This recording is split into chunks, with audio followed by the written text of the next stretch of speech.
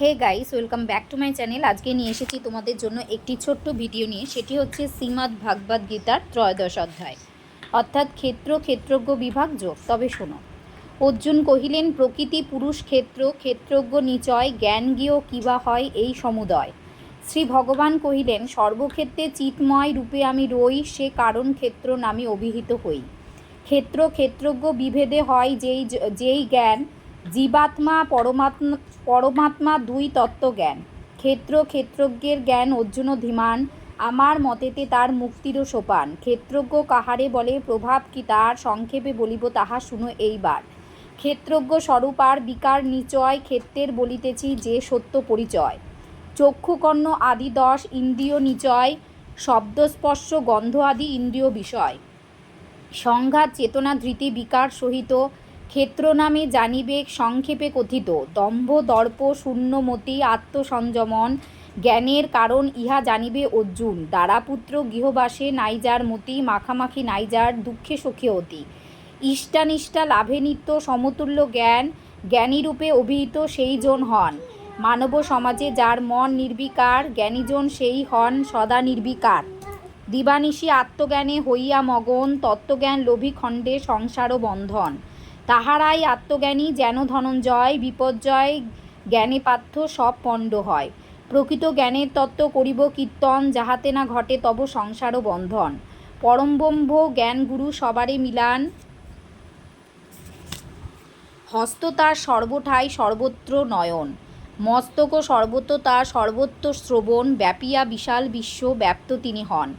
সত্যরজ তমগুণে তিনি বিভূষিত, গুণ আছে তবু তিনি ত্রিগুণ অতীত। সর্বভূতে অবিচ্ছিন্নভাবে অবস্থিত, অথচ বিচ্ছিন্ন তিনি সর্বভূতে যত। সৃজন করেন তিনি জীব সমুদয়, পালন সংহার কর্তা অকর্তা নিশ্চয়। জ্যোতিষ্কের জ্যোতি তিনি ওহে ধনঞ্জয়, অজ্ঞান অতীত ব্রহ্মে জানিবে নিশ্চয়। ক্ষেত্র জ্ঞান আর জ্ঞেয় এই 3 বিষয়, সংক্ষেপে কহিলাম তোমারে কন্তেয়। ত্রিবিধ পদার্থ এই হয়ে অবগত, ব্রহ্মভাব প্রাপ্ত হন মম ভক্ত যত। প্রকৃতি পুরুষ যাহা দেখিছ এভবে, অনাদি বলিয়া তুমি উভয় জানিবে। ইন্দ্রিয় বিকার আর গুণধর্ম যত, প্রকৃতি সঞ্জাত বলি জানিবে সতত। সুখ দুঃখ সম্ভোগের পুরুষ কারণ, আমার বচন এই করহ শ্রবণ।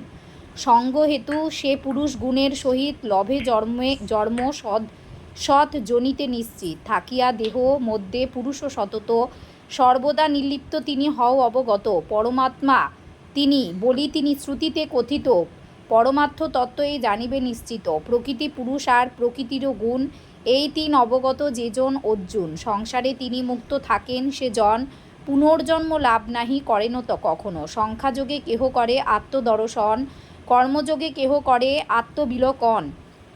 নাহি জানি হেন তত্ত্ব কেহ কেহ আর, গুরুমুখে শুনি করে উপাসনা তার।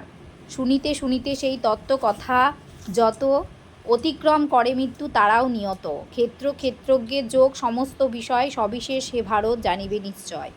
সর্বভূতে সমভাবে পরম ঈশ্বর, আত্মা মধ্যে সর্বক্ষণ নিরীক্ষণ কর। পরমেশ্বরে এই রূপ যে করে দর্শন, প্রকৃত সে আত্মদর্শী সেই মহাজন।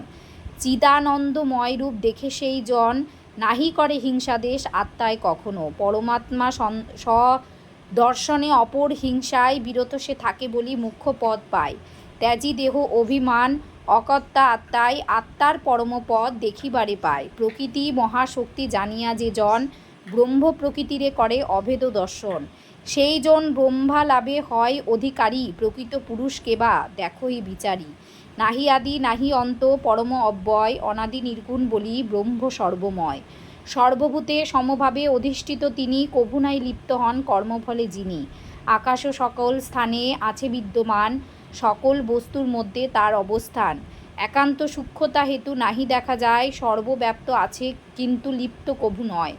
আত্মা সেইরূপ আছে দেহে বিদ্যমান, দেহের দোষে বা গুণে লিপ্ত কভু নন।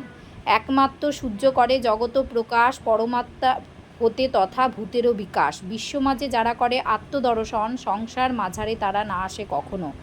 ক্ষেত্র ক্ষেত্রজ্ঞ বিভাগ সরল ভাষায়, পদ্য ছন্দে রচে শশী ত্রয়োদশ অধ্যায়।